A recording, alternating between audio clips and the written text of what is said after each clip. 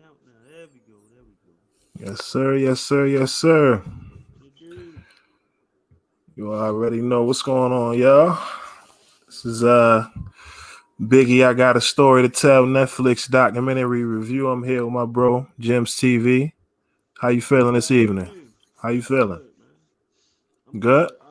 Yeah, man. Just watching the documentary today for real.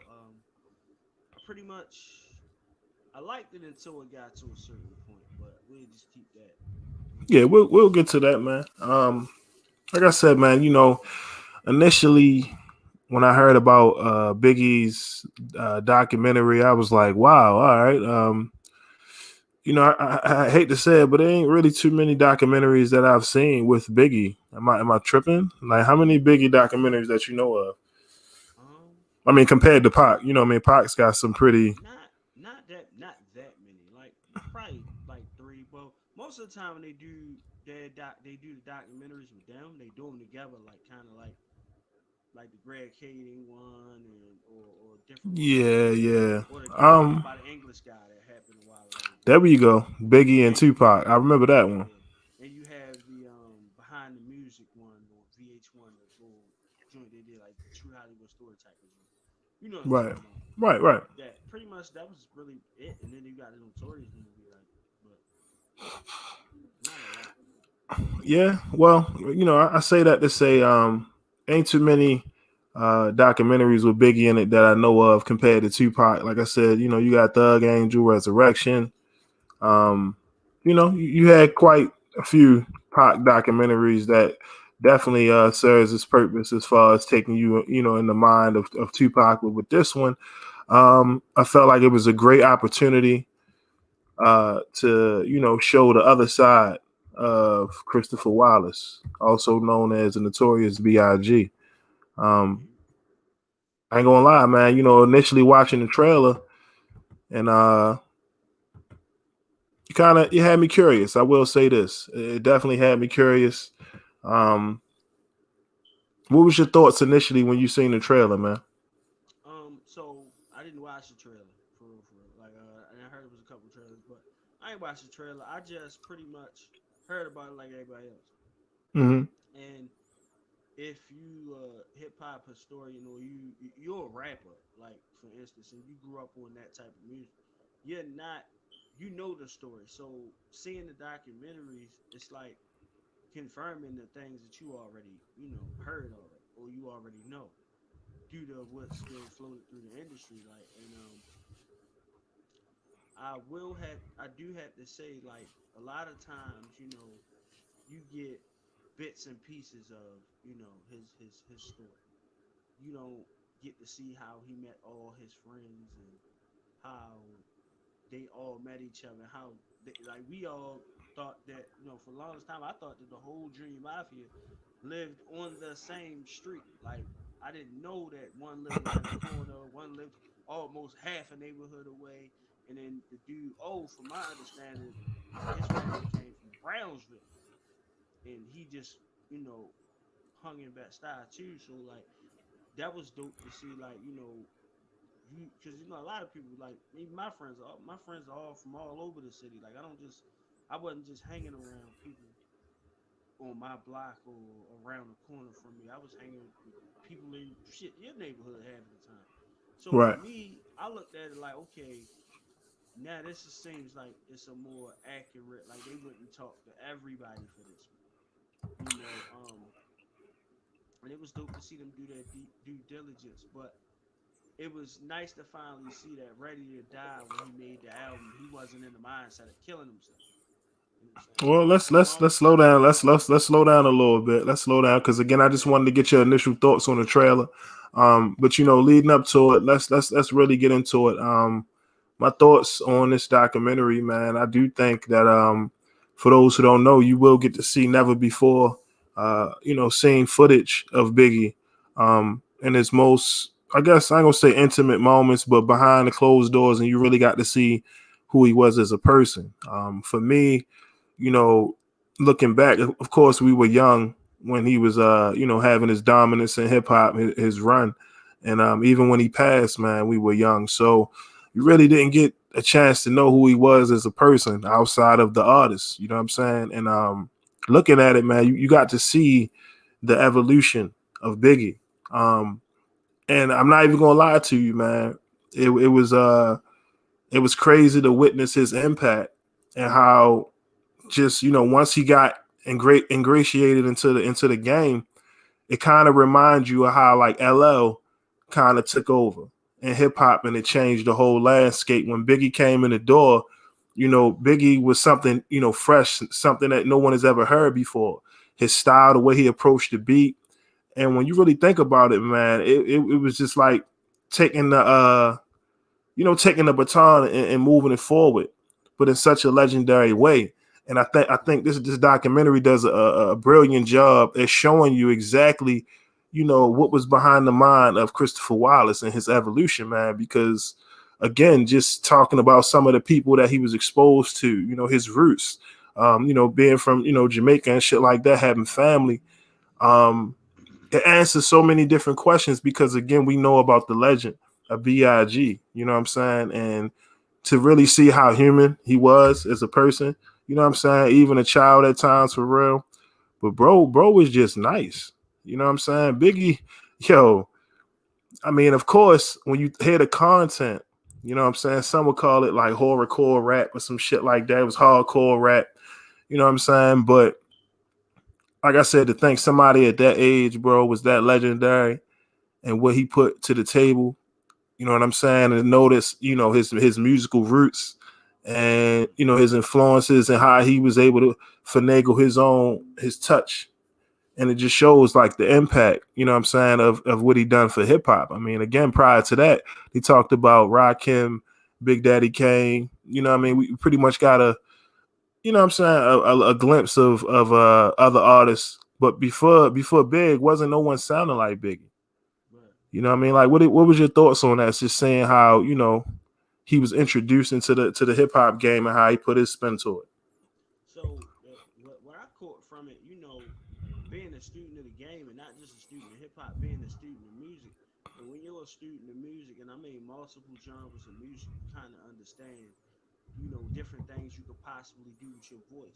And for a lot of times when I hear artists, most of your great artists, they listen to R&B and other genres of music outside of hip hop more than they even listen to hip hop. Like a lot of rappers, contrary to popular belief, don't really listen to that much hip hop because when you're a rapper, it's harder to kind of stay yourself and avoid, the quote unquote biting when you listen to other artists because as humans we're sponges.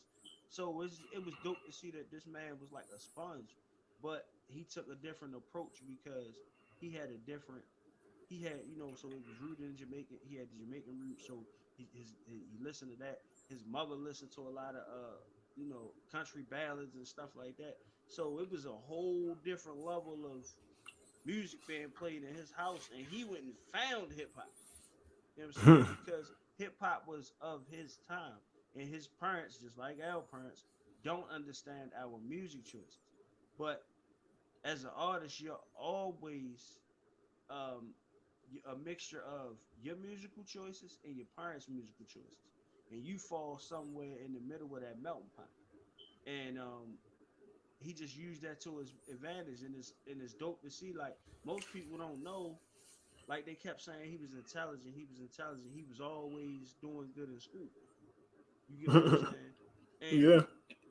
most rappers of that era, like they were smart, and regardless of the right or wrong choices, like people can't tell. Like a lot of times, even with this era, people confuse, you know, this art imitates like this life imitate art shit. But some people really had a different type of upbringing. Like when you look at his story, I look at the most important part was like, yo, he didn't even have to do the illegal shit that he did. He just chose to do it because he thought that was the way. And once he realized, man, this shit for the birds, he started to take his craft serious. And for one, he didn't like it was naturally gay. They said the motherfucker was writing when he was a little kid. So Right. when people like, oh man, he off the dome, he won, take it.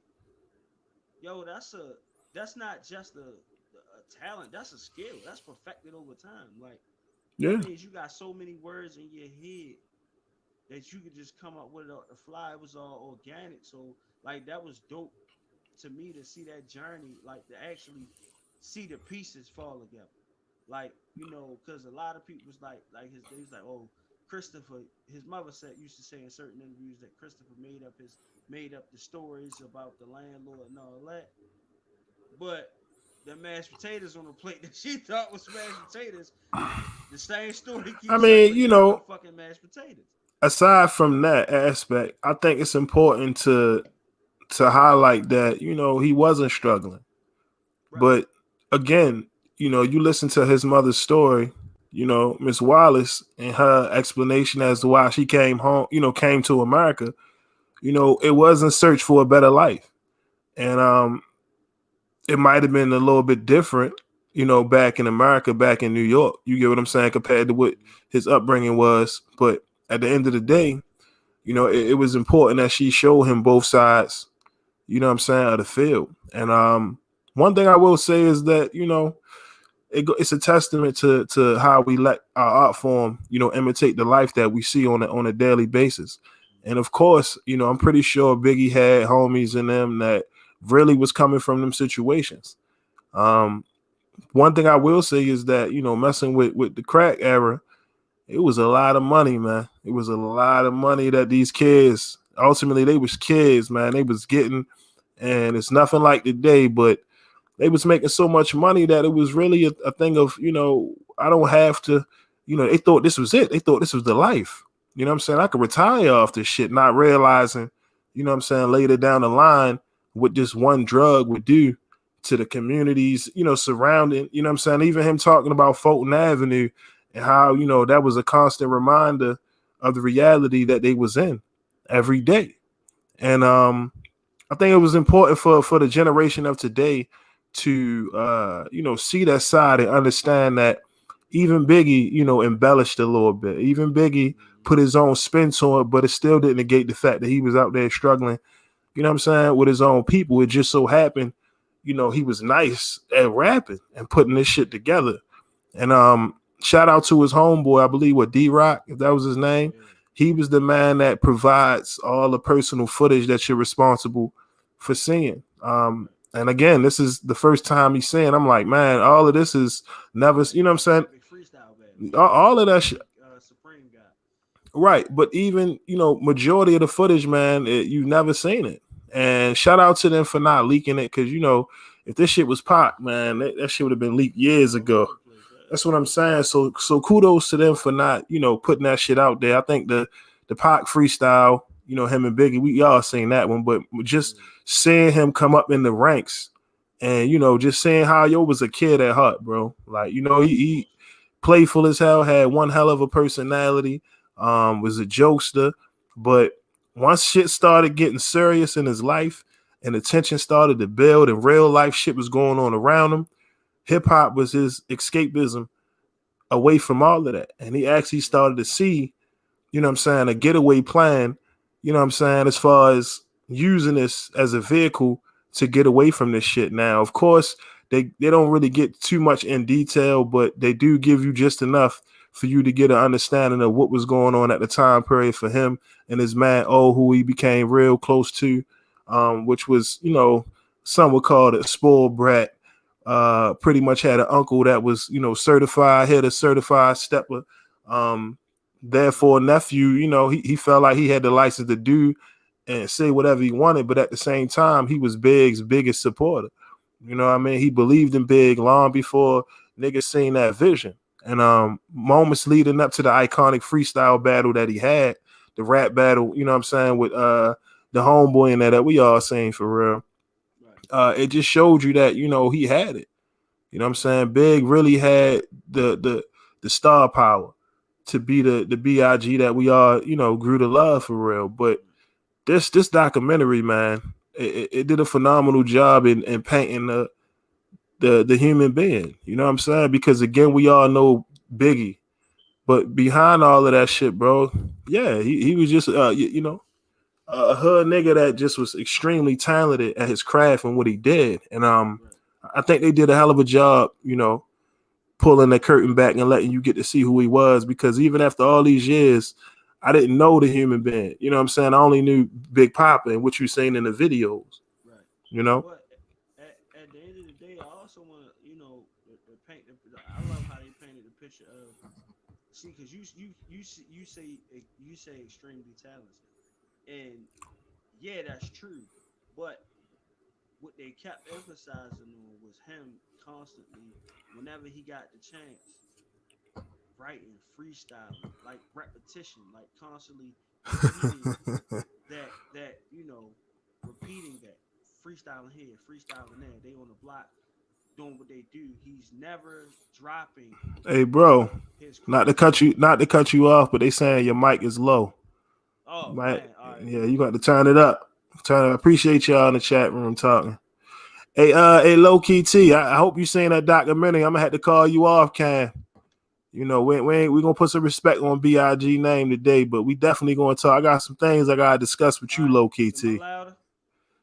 Mic check. Can y'all hear him? Am I Talk. louder?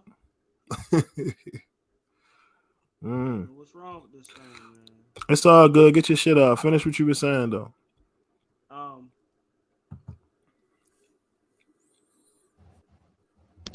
am I louder now? God damn, boy, you trying to destroy my So internet? A little bit, just a smidget down, just a little bit. God damn. all right, But you good though.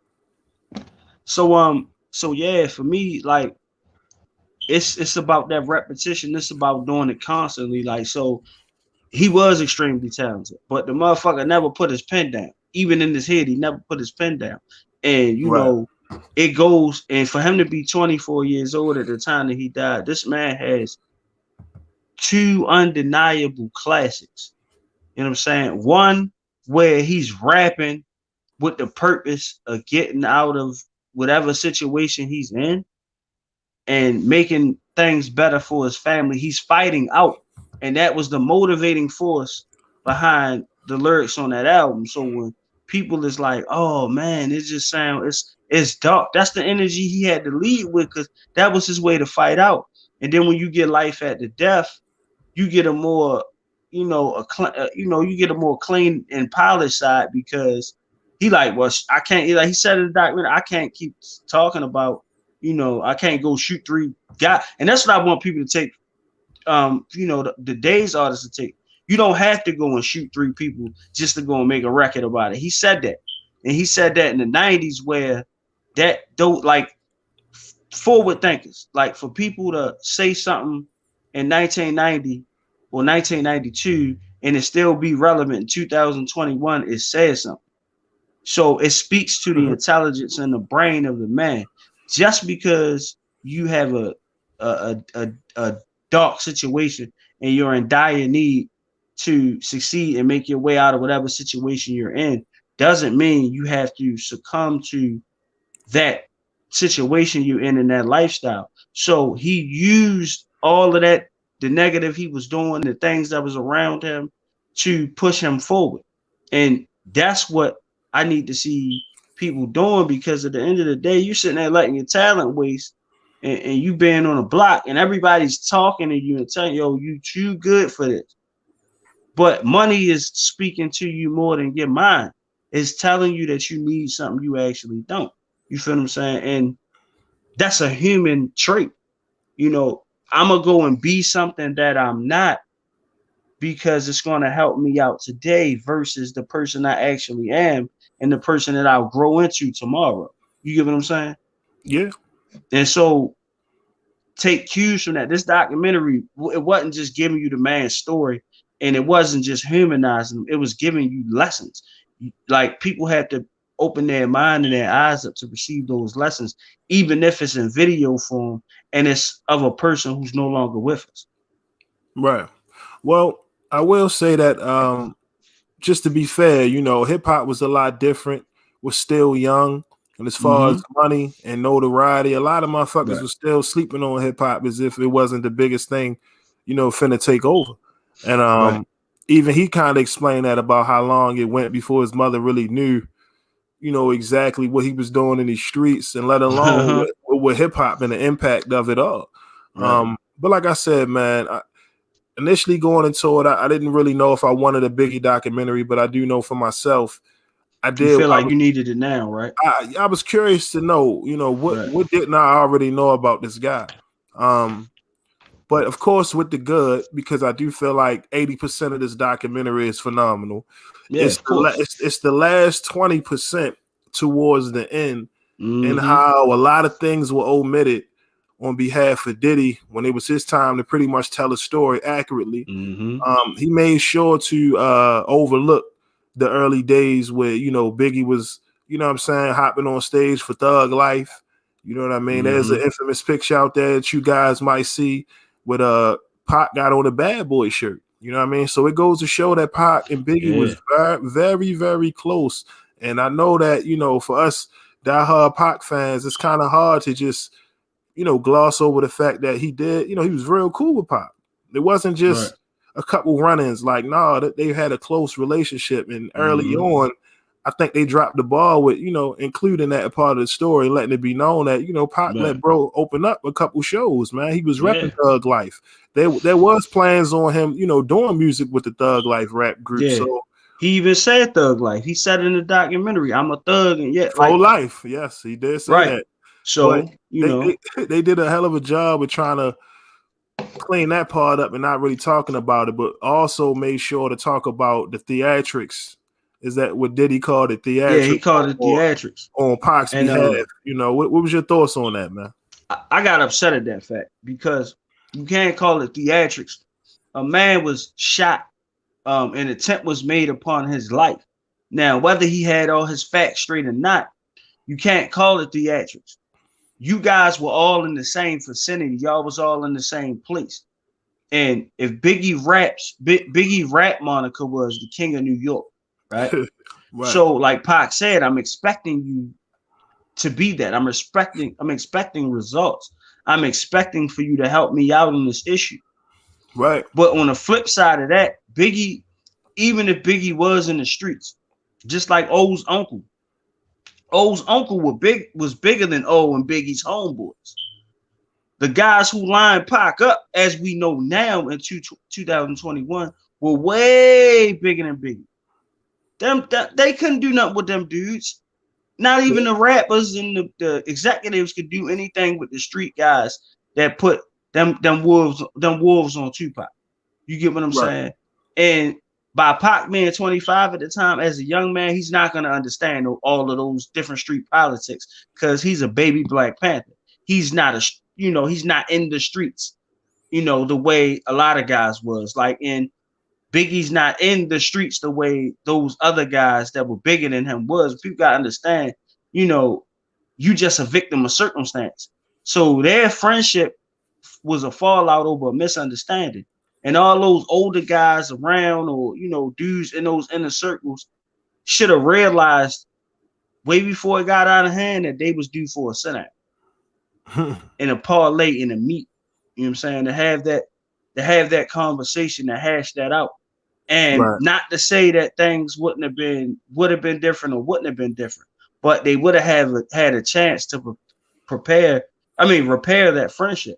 And right. so when Faith goes on to talk about how the only time she's seen Biggie emotional was over O and over Tupac, it's pretty believable because at the end of the day, those are um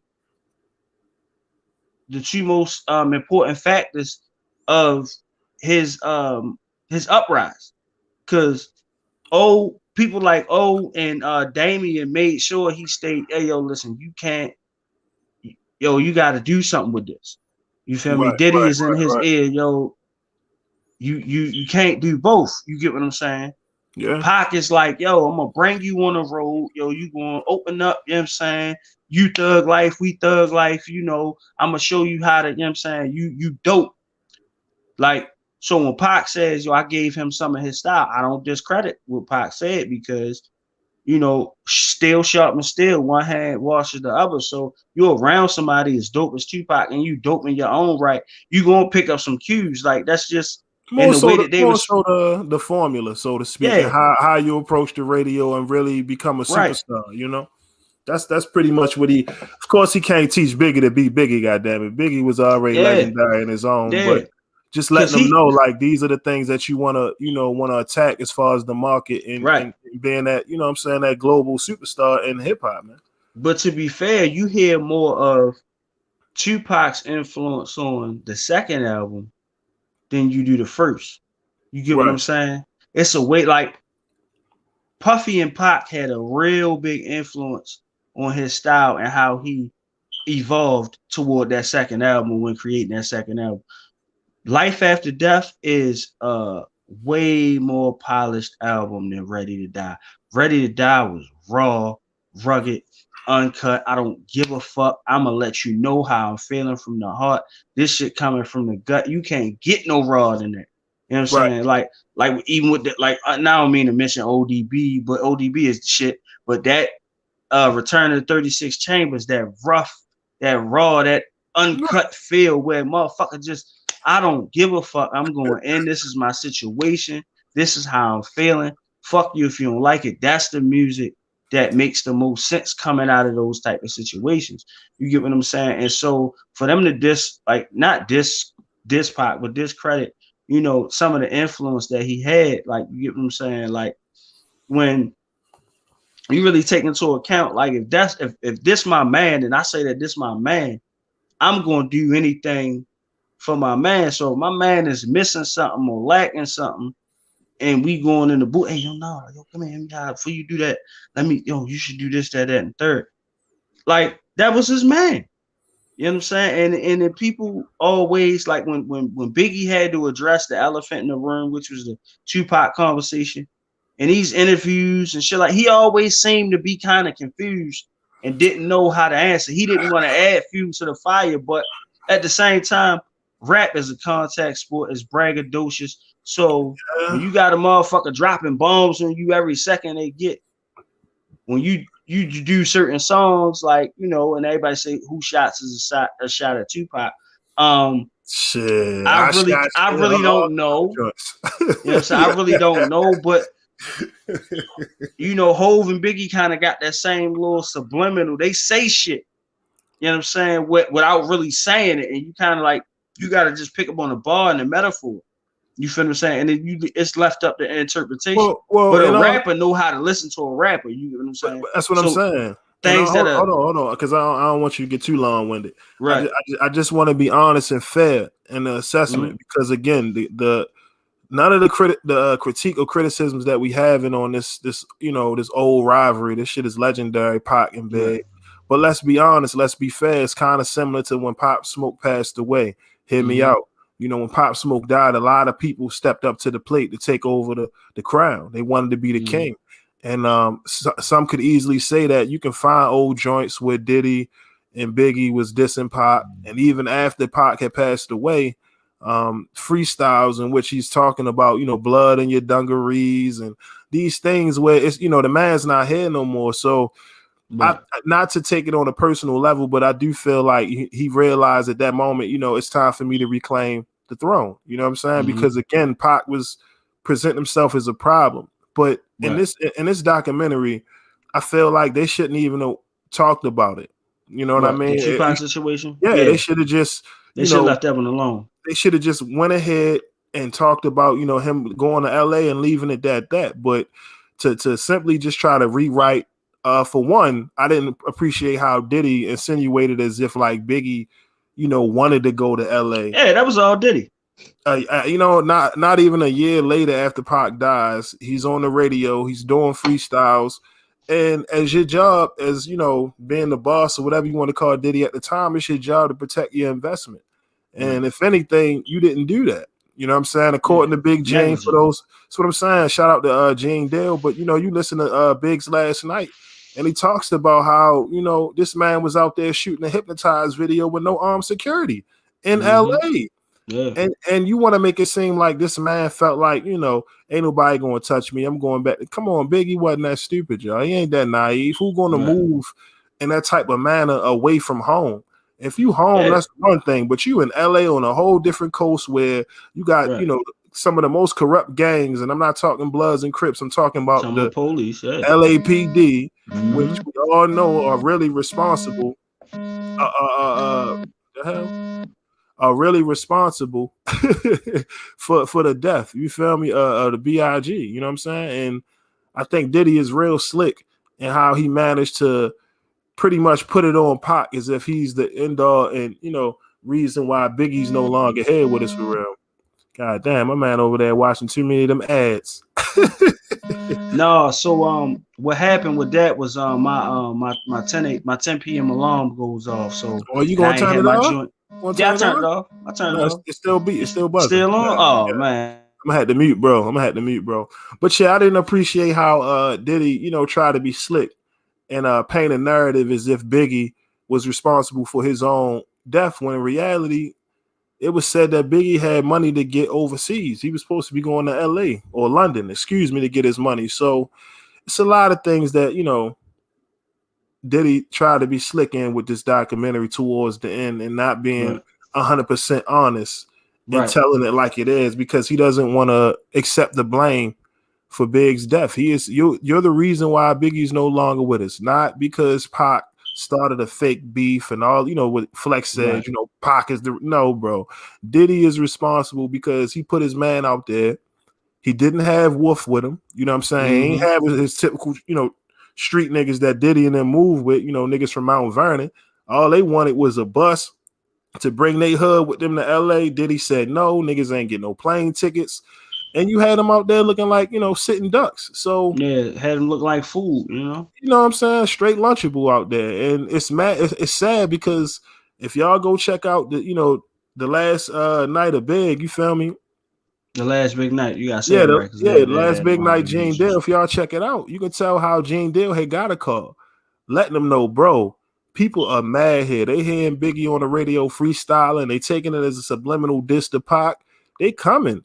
If you listen to Jay Prince, I know he had an ebook. He has a book. He talks about it and how, hearing the details and how when Pac got shot, Diddy and them, they didn't move like a concerned person would. You know what I'm saying? It wasn't like they went and took the man to the hospital. Everybody was sitting around stagnant, trying to figure out what was going on. It was very easy to say that, there was other motives that maybe Biggie didn't know about because again, he was doing a session. You know what I'm saying? But it was the money getters, you know what I'm saying? Mm-hmm. Jimmy Henchman. If you Yeah. if you got a interview with Lil Sean where he talks about how it was his session. Initially, Pac was supposed to meet Lil Sean and do the session with him, and it was just all theatrics. He had everyone in the studio, which was unnormal at the time for real. Usually their sessions be a lot quieter, but it just seemed like it was a stage, man, and all this shit was set up, and Right. it's just unfortunate that it's unfortunate that some folks might not even get to really get the understanding of what really happened. We all know Right. Pac at the time, paranoid, emotional. He was shot. You know what I'm saying? This wasn't the first time somebody tried to take his life, but the least Diddy could do is just be honest and tell the truth like it is. But of Mm-hmm. course, it's easy to sit here and say Biggie got caught up in that when if you Right. honestly felt like that, why would you put Biggie in harm's way by going And out send there him out to LA. with no protection? Like, Right. I didn't appreciate that. Like for one, for me, like, and professionally as a producer and shit like that, nobody's taking away his greatness and stuff like that. But when you start talking about making certain moves and making certain decisions, um, it's all about being all these motherfuckers is being negligent. Like when you have at this point as an artist, as your top artist, a bad boy, Biggie is your investment. Okay, you're pouring money into him. Clive Davis, Arista, Bad Boy, the whole big marketing machine is pouring money into that main artist. So that main artist pops to feed the rest of the artists on the label, right? So Mhm. that money is the money that Biggie brings in. is the money that's going to feed the rest of the label, right? And to make sure that these, how Mace get off the ground, how the Locks get off the ground, how Total get off the ground, how Faith get off the ground. When Biggie dies, it is a significant hit. When Pac dies for Death Row and Dre is already gone, Snoop on the way out the door, these are significant hits to those labels, right? So when you're thinking about this money and the way that it moves, why would you play with your investment like that? You got them out in LA less than 6 months after Tupac was killed. You know they were in some type of back and forth beef. You know that people are like, no, man, they had something to do with it, whether it be true or not. Even if Pac put the energy out there, like, well, people gonna feel like, yeah, they did set Pac up. They got him they shot him the first time. They ain't kill him. They went back and got him this time. There are people who really feel like that. Right. So you're toying with people's emotions. And when emotions are running high, you are taught to stay. When people are beefing in the streets, you're taught to stay away from certain neighborhoods if you're from another neighborhood. That's just fact. That's just common sense. There's no way a grown-ass man shouldn't know that. Or else you just not a street cat, or you haven't been around enough street activity to know these things. So when y'all out in LA partying, living it up, it's just like when you see the clip of Tekashi and he pull up to Nipsey Hood, and I don't mean to bring this up, but he pull up to Nipsey Hood and he at the memorial trolling and doing whatever he do, and then you get the other side of that image where they clearly got security all around him. That's the only reason he was able to be that disrespectful or to troll like that.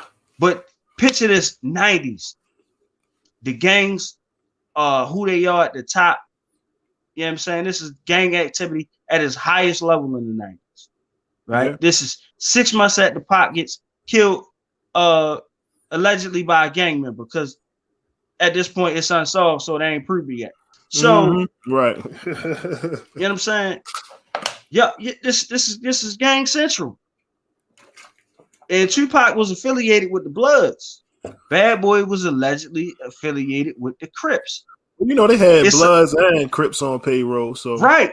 So what I'm saying is all these different things are floating around in the air, and you're out in LA, no security, and you butt ass naked. And you talk about, Biggie wanted to go out to LA, finally go back. No.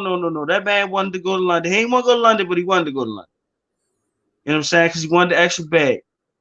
Like Gene said, he was playing with his money, and he felt like he had to go to LA because you asked him to, and that's why he was in LA. Diddy was the reason he was in LA. That is not, and it is not just by Gene's account. A lot of people have that account. But some of those people have changed their accounts of those events because they're aligned with Puffy, Mark Pitts. I don't know about D-Rock and the rest of the crew, but Big ain't want to be out in LA. There ain't nobody want to be out in LA at that time. Everybody on the East Coast didn't want to go out to LA at that time. And after Biggie got shot, nobody was trying to go to LA for a long while. Look at Gene Dill said, niggas left. You know what I'm saying? Niggas was petrified that the Biggie got killed. Niggas left that night. Niggas hopping on planes. Niggas is getting out of there ASAP. But it's not to say that Biggie didn't have good intentions, because of course he wasn't a scared type of individual. He never gave me that. But it was about being smart. Yeah, it's about being smart and being wise and understanding that you don't want to jeopardize the bag. And a lot of shit, a lot of shit you can really sit back and reflect now, because you look at how crazy the rap game is, and you see somebody like Snitch 9 talk about having armed security and shit like that. He tells you, how when your favorite rapper doesn't have those security around, then what am I supposed to just sit down and lay down and take the L? And I'm just using that for an example, but in this case, like I said, man, I just felt like it was very disingenuous for Diddy to try to paint a picture as if Biggie made a terrible decision by going to LA, when in reality, all of that was based off of Diddy. You know what I mean? And pushing 24 years after the fact, and you still lying. Like, come on, man. That's why I said I'm shocked Snoop wasn't a part of this, because Snoop, he be lying too. He be saying him and Biggie were best friends and all of this. Listen, man. There are people that I love to death, and they do not get along. And honestly, they have a beef, and it don't have shit to do with me, and that don't stop me from consulting with either parties. But there's not a day that goes by that I don't try to figure out some way to get these two motherfuckers to sit down, Right. or get them groups of people to sit down. They won't do it, but I won't stop trying, because at the end of the day, niggas was cool first. You get what I'm saying? And anytime it's like that, you got to try to repair the relationship. You know what I'm saying? Whether that be with family, groups of friends, get them motherfuckers on the phone, because yo, when tensions run high, like, and even back to the old situation, the whole time he was like, Biggie used to reference, oh, rest peace, my man. Oh, I ain't know his uncle killed him to the documentary. That's crazy. You So feel what I'm that saying? that So lets you like, know how yeah, wild family, nephew must have been out here yeah, creating problems to where as though uncle said, you know what, I'll take care yeah, of it. You know what I mean? But yeah, man. He played that bread too the wrong way, man. he must have been causing a lot of trouble in the streets, man. And Yeah, it seems like that was the added motivation that pushed Biggie over the edge, saying, you know what, I got to make this happen. right. At the end of the day, do you think that his career would have, made it that far? Had he not, like, so let's say if he'd have stopped doing business with Diddy, once Andre Harrell pretty much parted ways with Diddy and made him start over. Do you think it was best, if Biggie would have just stopped dealing with Diddy at that moment and tried to figure it out a different way? Um, no, yeah, and no. Yeah, because when you look at, as dope as he was, there's other opportunities and other labels out there. So I don't think he would have been. It might have took a little longer. I don't Right. think he would have been out of a deal. I think that that's just the first person that they bumped into that could help, and that's who helped. And not to say that Diddy wasn't a bad guy, because he did what he in the beginning. He did what he needed to do to make his artist and his label pop. It's just that mid time, and after him getting the money, and we all see how Bad Boy turned out after that. It's like after he got what he wanted, hand wipe. You feel what I'm saying? Like, it was just like, all right, wash my hands of this. Now he Billy status, and I haven't heard a release off of Bad Boy since God knows. You might as well put them in the can with Death Row at this point. Like, because it's nobody releasing over there. And then, for me, I feel like, Biggie would eventually, geared up and left, because he was talking about, he started his own label anyway. If I'm not mistaken, he told Diddy he wanted to be an entrepreneur. But what nobody knew is that, I hear there was plans of Big and Jay leaving Rockefeller and Bad Boy and starting something together. That would have crippled Bad Boy and Rockefeller, I mean, I don't know at that because time. that Let's be commission honest shit was here. real. I mean, that's true, but let's be real here. This nigga had hella R&B acts. Diddy definitely had Bad Boy on the wave. Don't forget about Mace Yeah, and of how course. he was selling records. But ultimately, I But have to what ask happened? that question.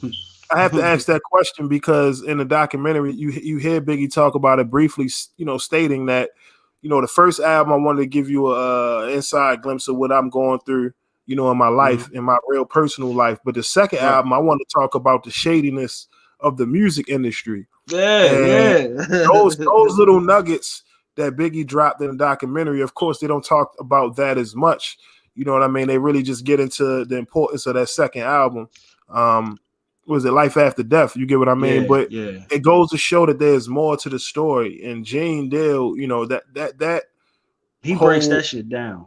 easily because it's obvious that, let's be honest here, It was if some it wasn't friction. for the success of Biggie, who's to say that Diddy would be on the status that he is right now? Right. And of course, if you do your research and understand how these labels operate, they are all about owning artists' catalog.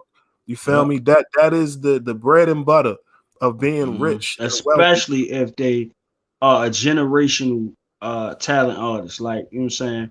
When Right. you look at Jordan, LeBron, and it's the same when you look at Biggie, Pac, Jay-Z, Nas, Scarface, Eminem, certain rappers, like, they transcend eras, genres.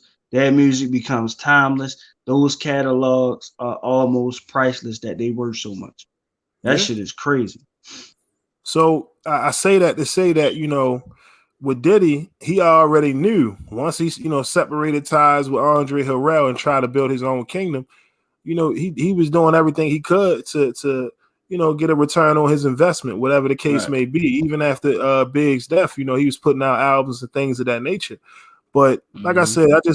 said, I felt like it was disingenuous for him to just try to paint a narrative as if Biggie was responsible for going to Cali, when in reality, he was just trying to fulfill an obligation. You know what I Right. mean? Trying to be a good businessman. And of course, trying to say all the right things, basically saying, hey, I'm here in Cali. Because of course you can't deny the freestyles that he was doing on the radio. Now, of course, Right. it was years later that I did the research and found out, like, damn, he was sending shots. He was doing things where, he kind of got a kick out of, being the last man standing, but all he Right. did was, raise the tension. Because again, it ain't just the street gangs. You got to think about the police. You know what I mean? Mm-hmm. And the whole reason and the need for them to want to assassinate Big, still to this day, they don't want to talk about the lawsuit because the number of it is so astronomical that they're fucking around and bankrupt LA. The whole city, yeah. So that's 300 why, million, 800, something like that. Big number. so that's why their need to solve that case and really paint a picture. I felt like, at least with the documentary, they could have briefly went into, the tactics that the FBI used. Because again, there's pictures of Biggie and them moving all in LA, so they was being surveilled by FBI. They Mm-hmm. always around taking photos. Why else would they? Right. Even in the movie back then, the Notorious movie, for real, like they showed certain scenes where FBI was out. Why were they being monitored? You know what I Right. mean? Even after Pac's death, you have to ask these questions.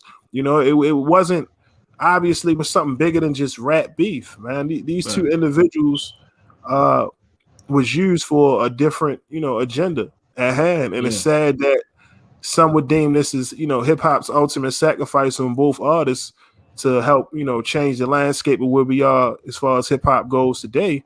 Right. But did he know damn well he wrong for trying to put that out there, when in reality Right. there's too many people out here that will tell you otherwise, man, and tell you the truth like it is, because they don't have nothing to gain out the situation, man. A lot of people had nothing but love for Biggie, man. And I'm pretty Mm-hmm. sure if they could, they would have took a bullet for that man. They would have did everything that they could to make sure that Big got home. Right. And when Diddy, failed to put things in place to protect his investment, man, he ultimately let everyone down. He Yeah. failed everyone. And Yeah. to continuously see headlines from Biggie's kids coming out over the years dissing him because, Yeah. He not this man, helping. come on, it felt I good to mean, see. and their father helped build you and build your empire. Like, that's crazy. You keep putting out albums and shit with Biggie on there, but you're not taking care of his camp. I get it. You can't be responsible for helping grown men take care of their business, but family, come on. You know how that shit Yeah. go, bro. You know what I'm saying? And Yeah. as much as Biggie put Diddy in the position to, see where he is today, I think that's messed up, man. It really is. But I will say it felt good to see Biggie great grandmother in there. Yeah, Like, that was dope. That was like dope. to And see how his family.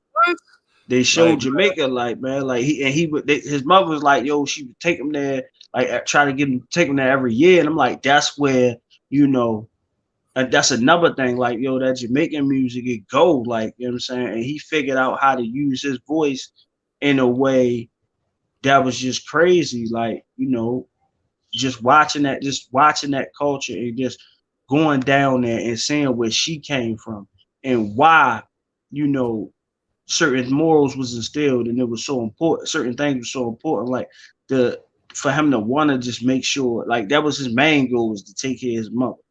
You know what I'm saying? And then, once he had his daughter, it was that.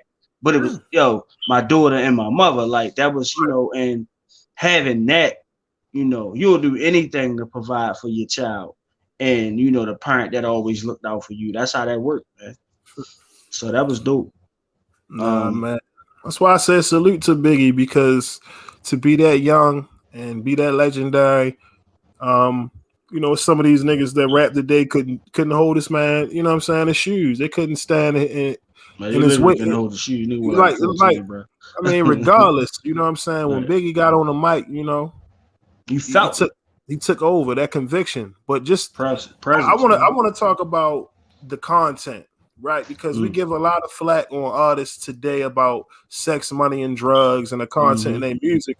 But let's be real here. Some of the shit that Biggie was saying in his music, it made me think like, where did he get that shit from? To be I talking don't that, know. you know what I'm saying? I Like, don't know.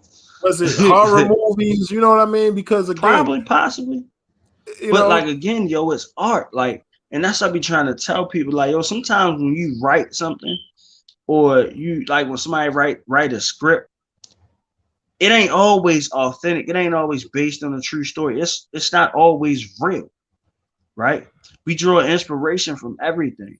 Like for me, for instance, when I write most of the time from a personal perspective. You get what I'm saying? From something I went through or somebody I know went through, but it's most of the time what I went through. You know what I'm right, saying? It's only rarely that I might pick up something. I might see something on the news and I'm like, damn, man, I need to incorporate that into this, you know what I'm saying, this next whatever I do. You get what I'm saying? Whatever I'm writing. And that's the way the creative mind works. Like even with these conversations we have, we watch something or we see something and we give our perspective on it. It's our way of being creative and getting our voices out there. That was just his way. When you're angry as an artist, you paint a certain picture. So right. when he's when he start talking about brains all leaking out on the street and the press pastor speaking, he was a good man, played the bad man when the burner was in his hand. I don't know if he literally shot somebody. It sounded great, but that was probably him being angry at something. You get what I'm Right, saying? right. And for me to be able to like recall that, it has an impact. That's what an impact does, and when you're trying to create an impact and you creating stories, your mind moves somewhere else.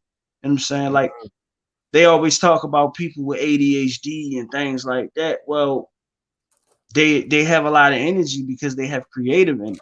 And creative energy is the wildest type of energy that you can have. You know what I'm saying? It's like just a rambunctious soul, just running around, just racing back and forth. Your mind is moving a million miles a minute. And when you create, that's the only time it really slow down and allow you to move a certain way.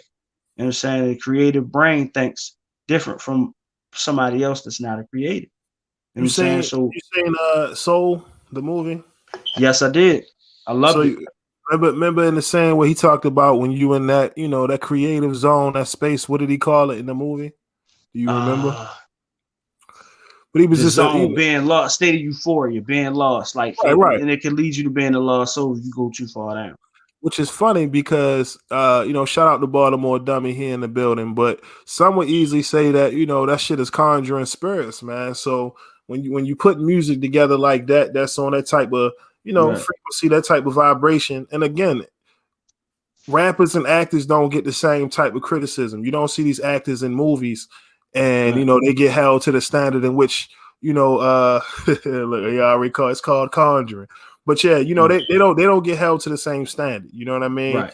They Of hey course bro, not. you did a phenomenal job of that movie, and they move on to the next. But the Right, rappers, in the culture of authenticity, being original and things of that nature, I just right. feel like Biggie was just ahead of his time and just his approach. But Of I course. will say, looking back, a lot of the content was very strong and explicit. Mm-hmm. And but again, he wasn't a one trick pony. That's how No, you of got course some not. of them other tracks in which he painted a picture. And Mm-hmm. he was unapologetic in his approach and how he made music. Of course, hip hop was much differently. You had a genre of horror, what they call it, horrorcore rap and shit Horrorcore, like, yeah, you know what yeah. I'm saying, with Grave Diggers, Yeah, shit like that. what I'm saying, where they talked about, very explicit lyrics and shit. It's no different from heavy metal and D12 all. was horrorcore if you want to be technical, Mm, you know. about to say, yeah. But look, even with the wasn't he supposed to? He called him 666. He was supposed to start a clothing line. So there's a Oh, lot of Biggie. You didn't know oh that? shit. No, I ain't. Apparently, that was the. But they say that Lucifer was the angel of music. So hmm you know what I'm saying? So that's another. Hey, but I'm, like I said, I'm creative as shit. Like I don't know if it's due to Satan, God, whatever have you, but it's a blessing to me, man, and I'm passionate about it. I Right. love to be creative. You know what I'm saying? So I mean, on the flip side of that, like, look how much positivity that it brought him. You feel what I'm saying? Look what he did with it. You get what I'm I saying? mean, yeah, but you see in the end, you Yeah, know. the end result was, like we said, it was due to a lot. You know what I'm saying? It was a lot of shit going on. It was a lot of different energies involved in that. You know what I'm saying? So, I mean, but you know, again, it's about being creative. Quentin Tarantino, you know, he got motherfuckers in Kill Bill slashing and gashing. You know, he win awards for it. You know what I'm saying? But you know, we got to talk about. See, the thing, the problem is that hip hop is one of those things. This is so unapologetic, and it's so, and you know that some of it comes from a real place, and you know people just speaking their brutal, you know, their brutal, honest truth. What happens with that is that's what people don't want to hear. The hardest thing to hear is the truth when you don't want to admit to it. You get what I'm saying? Right. So if somebody's bringing you the truth, you know what I'm saying, you seeing people being murdered in lobbies, even if you didn't see it firsthand, you walk out your door and you know it's cops in the next apartment hallway, or you living in the projects and there's dead bodies in the middle of the project, or you know what I'm saying, or there's bodies in the dumpster, or you know, you see your friends laid out. It's hard to see that and not have a reaction and not have a feeling toward it. So Right. when you go to create and you go to write down, you're telling your story. You know what I'm saying? And so part of that was him telling his story in a unique way. And people don't like to hear the truth when it hurts. Like most of the time, racist people don't want to hear about racism. You know what I'm saying? Hateful Right. people don't want to hear about how they're a fucking hater. You know what I'm saying?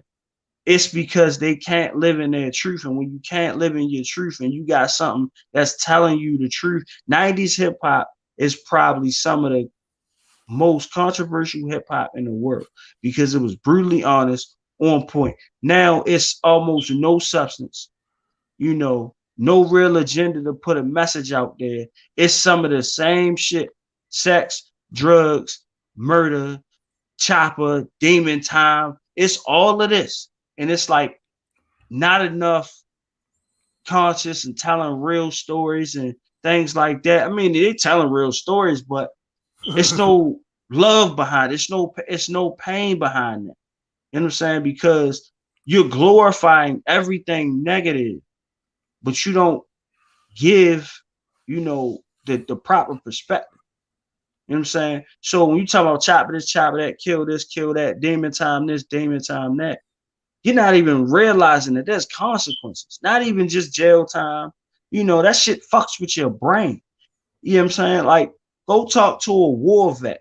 You know what I'm saying? And see how they really feel about having blood on their hands. You get what I'm saying? Like when a person kills somebody, it almost takes a piece of you with that person that you murdered. You get what I'm saying? They don't explain this shit in hip hop. You get what I'm saying? And yeah, Biggie might have embellished a bit, you know. He might have you know, he might have just hyped it up a lot, you know, in a Right. sense. But, you know, when you listen to the Chicago music, you listen to some of this gang music, they talking about crimes they actually committed as if it has no bearing on their soul. You get what I'm saying? And they not, you know, motherfuckers don't care no more. They don't care to check that shit at the door. You feel what I'm saying? Right. Like every black man and black woman, black child is probably suffering from PTSD and don't even know it.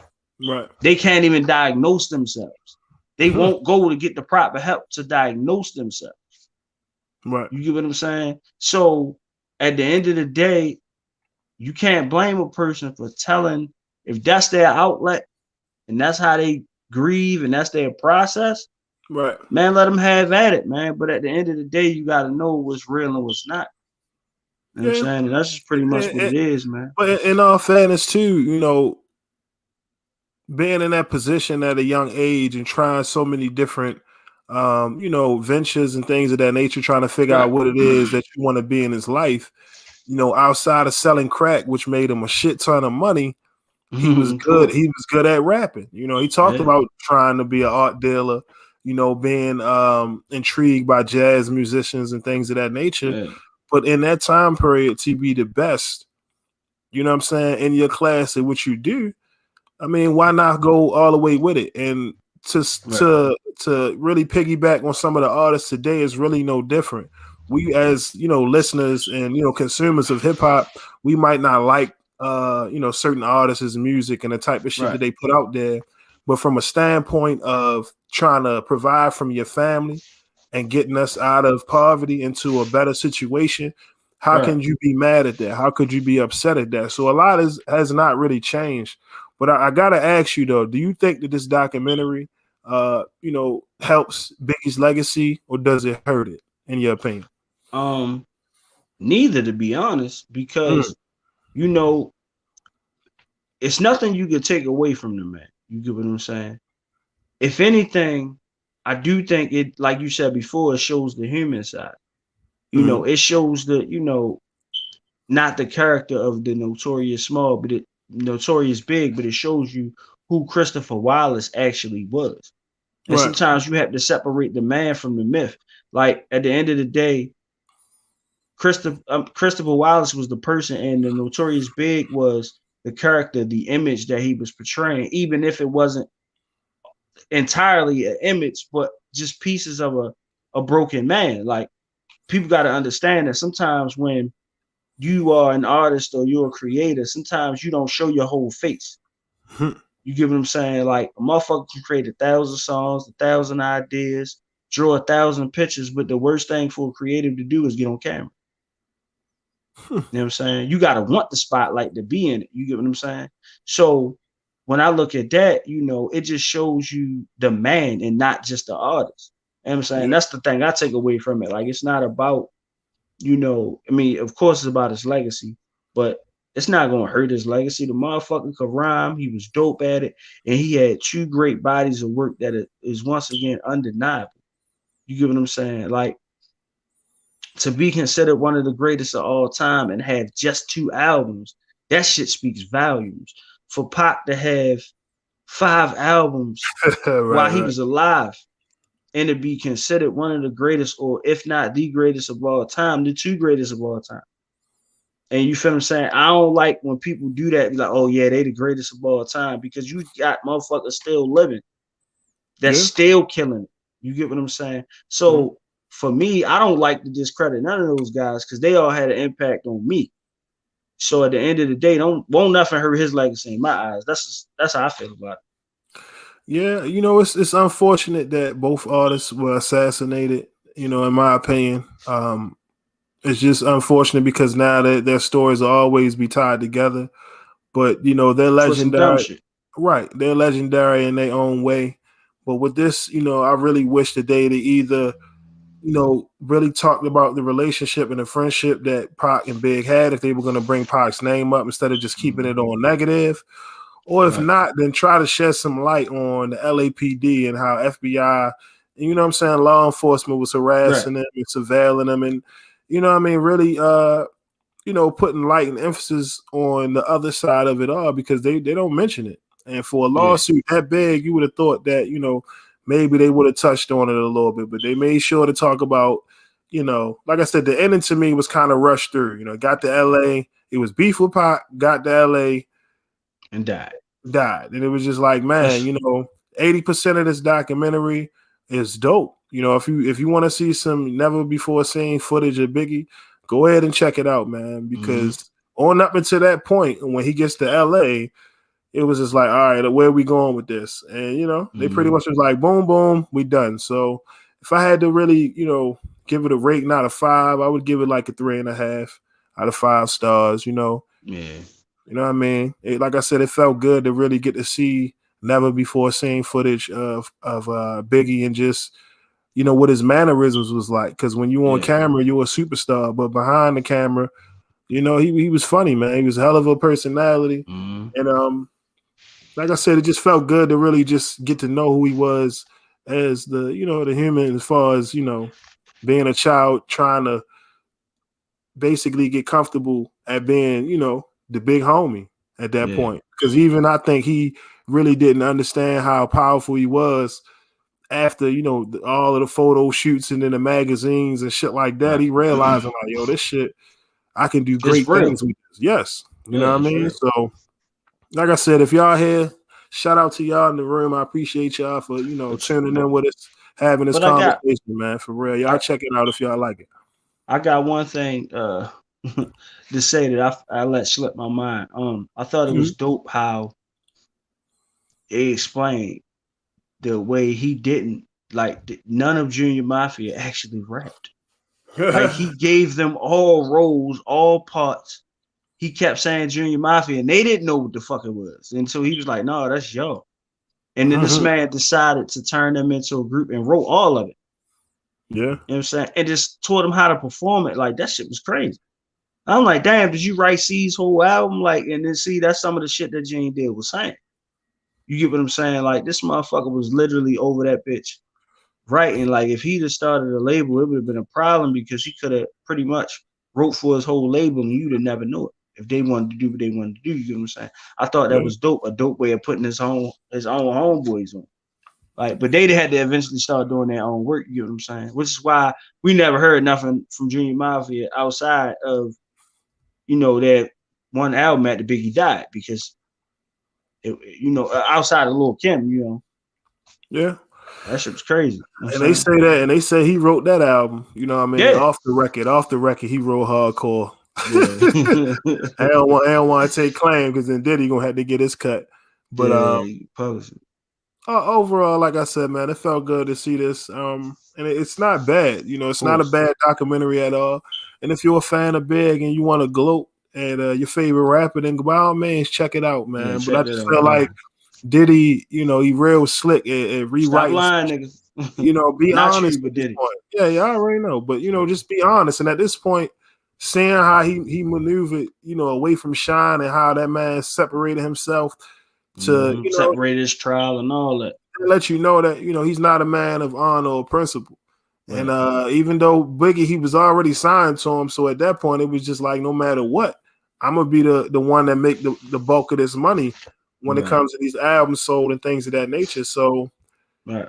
like I said, man, overall, I think it was a pretty good documentary. And aside from our criticisms on it, our little small critiques, man, I think y'all should Yeah. go ahead and check it out, man.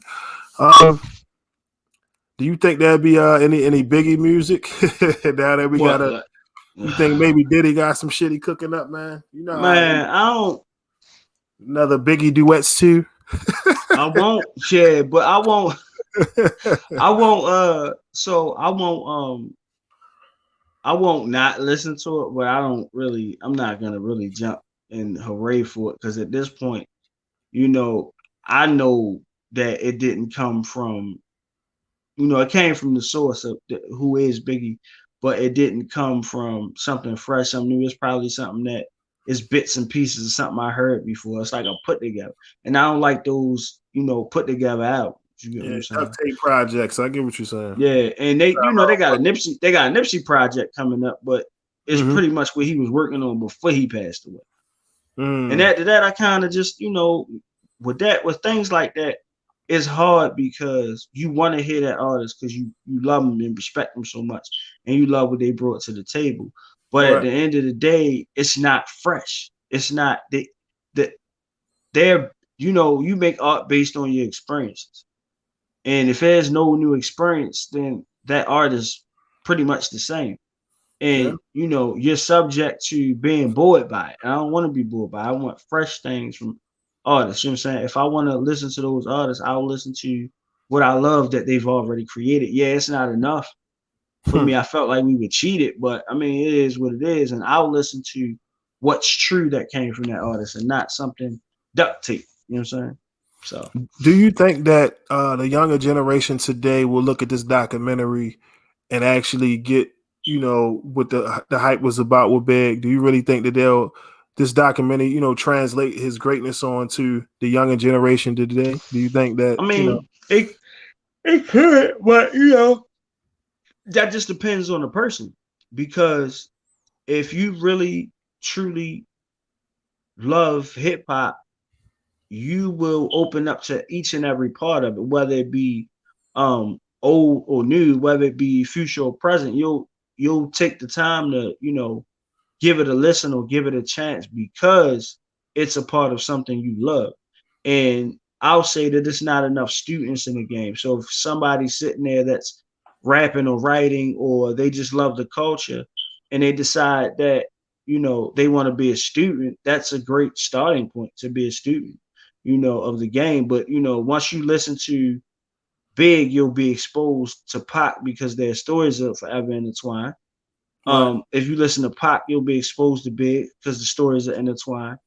You'll learn about, okay, Big and Jay had some songs. Big and Jay was cool, so you'll end up listening to Jay if you don't already listen to him. And I don't understand how you listen to Jay-Z now and didn't somewhere along the line become a fan or go check up on what Biggie was doing, because like their name, all these motherfuckers is like super famous. They all super dope.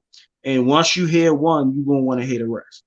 You get what I'm saying? It's just like, I ain't gonna lie, some Young Thug music that slap. You know what I'm saying? But then it's like, God damn, that's 21 Savage. Like, one thing will open up a door for another thing. That's basically what I'm saying. So if you're a student of the game, you're gonna check it out anyway. I don't think that it changes much. You know what I'm saying? Because Biggie is Biggie. You know who Biggie is. You know what I'm saying? Yeah. Even if you don't really know, you know. Like my son, who's 10, you know what I'm saying? For him, it'll be like, oh, who's Biggie, Dad? Well, pop in the tape. You know what I'm saying? I might have to play the edited version, but I mean, but it's one of those things where, like, legacy is legacy. That shit really don't change. Well, let me ask you this, and this will probably be the last one. We can wrap up this review. But since the passing, of the legendary Notorious B.I.G., do you think that anyone has ever filled that void since he's been gone, or do you think he's still truly missed in the industry Mm. today and what he brought to the table? No, I don't think nobody filled that void. That void at all, because it's too great of a talent for one. Um, it's hard shoes to fill. For two, and for three, of course, it's missed. You know what I'm saying? Who could rhyme like that? Who could rhyme? Who could rhyme where their voice almost sounds like an instrument in itself, like a, you know what I'm saying? Like some type of saxophone or something. Yeah. C4 to your door, no beef, no more. Dangerous. Like the way he would break, like, man, that shit crazy. That flow pattern is like hard to do. Like I've done it. Like I've written songs where I've tried. Well, you know this. You know what I'm saying? But I've written songs where I've tried to do it. And I'm not big, but if you're an artist, you're an artist. You tend to emulate those who you respect. So, I mean, of course he's missed. Nobody will fill that void unless they're trying to. But look how many, Gorilla Black, they accused him of trying to be Biggie, and he wasn't. And Slow it down. Shine is the only one where you like, all right, nigga. Oh, Because when you're a big guy, your voice carries like that anyway. yeah. You feel what I'm saying? And with Biggie's Jamaican roots and having all those different, that's why his voice did what it did. You feel what I'm saying? So it can't really be duplicated unless you're purposely trying to duplicate it. So no, can't fill a hole. Yeah. Like I said, man, I was sitting there after cussing Diddy out for about 20 minutes after the movie was over with.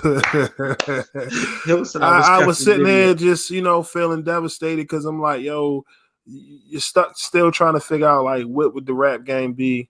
And, of course, this isn't a shot at none of the artists today, but just thinking about the landscape and just curious to see, what else could Biggie have, accomplished in his career, you know what I mean? Whatever the case may have been, you know what I mean? And like I said, it's sad because you take somebody like Diddy, for instance, and, he'll sit here and say Rick Ross is the new B.I.G. and all this bullshit. And it's like, bro, it's only one other person that I know that I could compare with Biggie as far as, like, the ability, you know what I'm saying, of greatness and just only other artist I can compare to with that magnitude would be Big Pun. Like Big Pun is the only other artist that and that's another hole that can't be filled, man.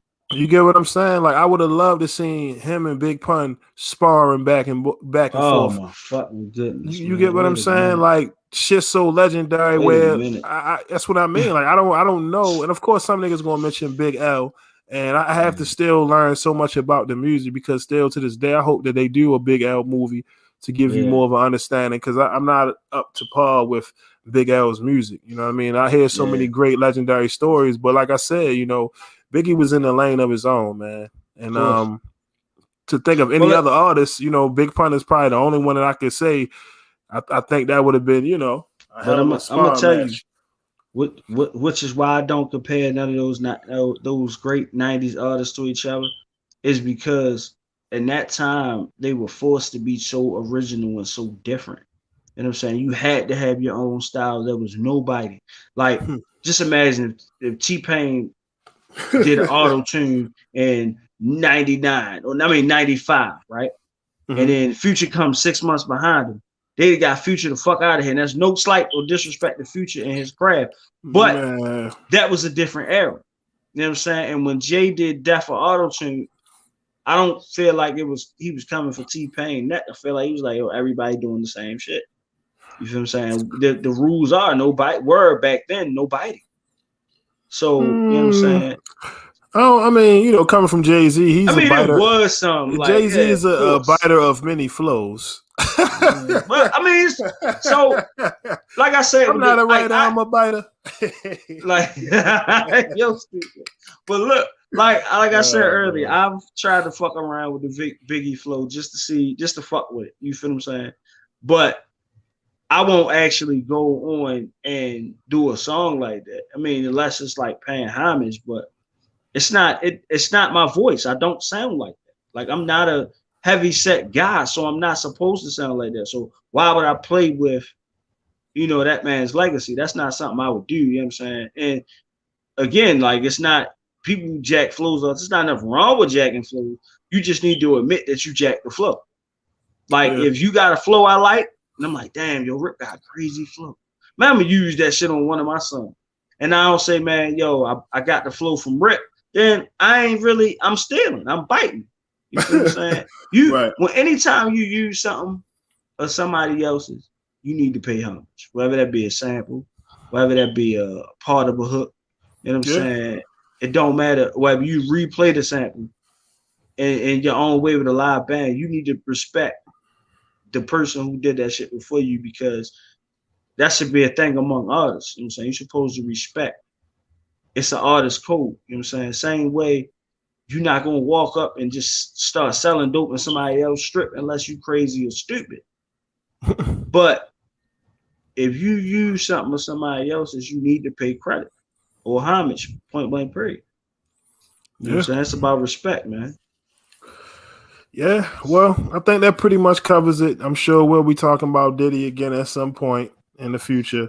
But aside from that, like I said, if you're a fan of Biggie and you want to see something new, some new footage of from back then, go ahead and check it out. Right. I don't like I said, I really did enjoy the documentary because I was learning, what I mean, to really see Hmm. who he was outside of the, what I'm saying, the rap mega star. So So wait a minute. Let me ask you a question. what's up? Were you team Big or team Pac? I think I know the answer, but I just wanted Well, I just wanted as a to youngster, say. we grew, we was in Baltimore, so everybody said Biggie. You know Right. what I mean? It wasn't until I got older, 13, 14, 15, and started listening to both. You know what I mean? And for Mm. some reason, pop music stuck with me the most. Of course, Right. going through the shit that I was going through in my life, it felt like Pac understood. You know what I Right. mean? I wasn't out there selling drugs or doing nothing crazy, but certain things and the messaging that Pac had in his music, it felt like he was somebody in my family. Nigga felt like he was Right. my uncle or something like that. So Right. as I got older, the more I gravitated towards Pac, and I kind of understood it. Who knows? Maybe it was because of the consciousness, the the pro black. You know what I'm saying? Right. That fucking rebel that he had, pound, because it's the energy. You know what I mean? Mm-hmm. You talk about the soundtrack for the uprise, man. Pac was the voice of that. You know what I'm saying? So when you talk about different types of music, I just felt like Big and Pac they were both kings in their rightful way, but Yeah, Pac was more so, for the people. speak for us black folks in Yeah, general, and Biggie spoke on behalf of, the common nigga out here on the block trying to get it. You right, know what I'm saying? Overcoming any obstacle. So at the end of the day, it's so many different what I'm saying, versions of what we go through, variations of our lifestyles. Everybody that grew up at that time period might not have been big fans of both. You know what I mean? Because right. you did have a generation of music, old school, whatever the hell you want to call it, Mm-hmm. prior to hip hop. So some didn't get it. So, but ultimately, I'm a fan of both. I'm not going to sit here and act like it didn't blow my mind when I heard Ready to Die. Give Me the Loot, of course, one of my favorite joints. Right. Still to this day, Give Me the Loot was just so hard, man. But the whole album, you know what I mean? Like Yeah. they legendary joints, man. And even on the second one, to hear him rapping with Bone Thugs and Yeah. Biggie was nice. You know what I'm saying? Yes, it was nice. Biggie was nice, bro. Was, And was. wasn't too many niggas gonna be able to stand in the room with your toe to toe and Right. body him, especially when he was on this shit. That's why I said me, Right. us as artists, I'm more so intrigued about the creative process and how artists come up with their shit, because the Right. brain is magnificent and it works, in different ways. And the way Right. he cooked up his shit, the way he created his shit was just, it was very impressive to me. You know what I mean? I put him up there with Michael Jackson and many other great songwriters Right. because the process. I don't give a damn how you do it, as long as it's effective and you're always working on your shit. And Biggie took it serious enough to constantly work on his flow, put shit together, and he did it Right. all up here, because Right. apparently he didn't know how to translate it well from a pen and a pad to Right. land the vocal. So he scrapped the book and he wrote everything up here. If you can't see the greatness in that time It's crazy. period where like Rakim is the ultimate, lyricist in the sense of how he composed his shit together. You know what I Right. mean? Like you see one of Rakim rhyme books, you'll be like, shit, what the hell is a Sudoku page or some shit? Like this shit is, I'm just jam packed Most full of. rappers who write on paper code their raps where only they can read it. And Yeah, when people yeah, said when they looked at Tupac raps, they'd be like, "Yo, this shit look like chicken scratch." But to him, it was completely legible, and that yeah. kept niggas from biting. You can't bite something that you can't read. Like that's and even if you can bite the words, you can't bite the flow pattern, the voice inflections. Like when I hear Jeezy, for instance, I feel like Jeezy takes a uh he took some leaves off the pot tree, you know. So Mm. when you thug motivation, like that whole like when I say he kind of reminds you of a Martin Luther King, Malcolm X when he speak, like when Yeah. Pac is for the streets and he for the people, Jeezy for the streets and for the hustlers. You know what I'm saying? Trap or die, the way he modeled that shit after Pac. I don't care if people get mad at me for that, but it No, I does mean, sound like you know he was heavily influenced by Pac, and he might even say that. You feel me? I think I might have heard him say it, but that it makes sense generation wise. You know what I yeah, mean? that type of It's shit. Like only you up feel me? until Wayne started becoming the person that he was, that a lot of Mm-hmm. motherfuckers, again, is out of sight, out of mind. A lot of Right, these kids today, if you ask them about Big and Pac, they only gonna know about the shit that's being played on commercials and movies, some shit that they people heard. If you of weren't course. there, and even us, we was young when niggas passed away. You know what I mean? You probably, because Right. you're a little older than me, you Yeah, have more of a memory of Biggie and Pac more yeah. than I did. It was So I only, was I was till I born got older in for real. I was born in '87. So Oh um yeah, oh yeah, so Pac died when they died when I was 10 or yeah. around 10. Yeah. So like you feel me? And like I said before we did the live on Tupac yesterday, um my brother listened to a lot of that shit. So I would hear it. Like I wake up to hearing, you know, hip hop. Like it was what I would hear like and he would blast it. And I was sneaking and listening to it. Like you know what I'm saying? Faking like I'm asleep. Man, that shit, hey, that shit hard. Like, and that's how I was doing it. And then when nobody was looking, I would, you know, yeah, like so I mean, when I think when they first died, I was in school one day and it was a Sunday. I think uh I found out Biggie died on like a Sunday. I went back to school Monday morning and as kids, you play like the little cops and robbers. So we was at the computer supposed to be learning this shit. And man, one of my classmates is like, hey, no, I'm Biggie. No, you Pac. And we was like fake shooting at each other. And then, the gravity eventually set in like, yo, they really not gonna make no more music. And that's when it started to bother me, like 11, 12. I'm like, man, damn, I ain't gonna be able to hear, and like I said, Me Against the World is one of my favorite albums, still is.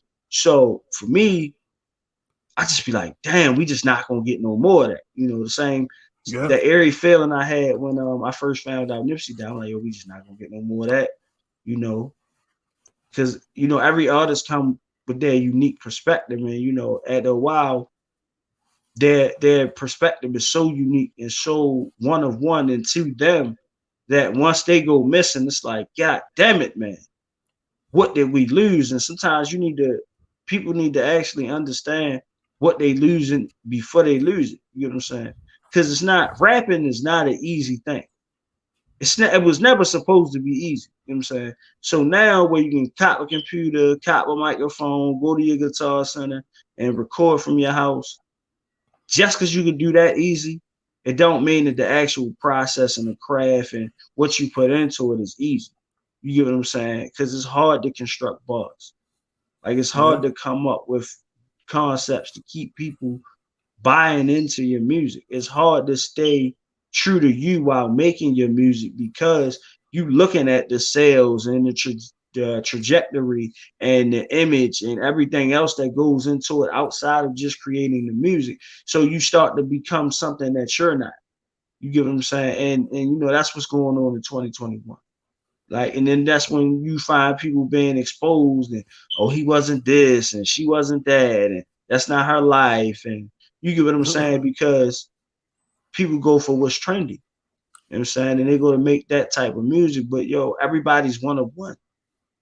So you can only be you, make one of one type of music. And that's what separated those guys from each other. They made unique music to them. And even if they got something from another artist who they looked up to or respected, they still made whatever they got from that artist their own. You get what I'm saying? So it's just like taking cues from an OG. You are who you are. You play by your rules and the rules that you made, but also you still think about what that OG or that person next to you done taught you with good advice. You know what I'm saying? You implement it into what you're already doing and who you already are. You know what I'm saying? So, well, that's pretty much it, y'all. We're going to wrap it up. You know what I mean? Yeah, because I can go forever sometimes. Hey, man, they can catch you. If you fucking with his commentary, go ahead on over, subscribe to Jim's TV. We grew up on some of this shit, so it run long sometimes when the passion right. Right. But there ain't nothing wrong with that. You know what I mean? Because I'm sure we all have that artist that we passionate about.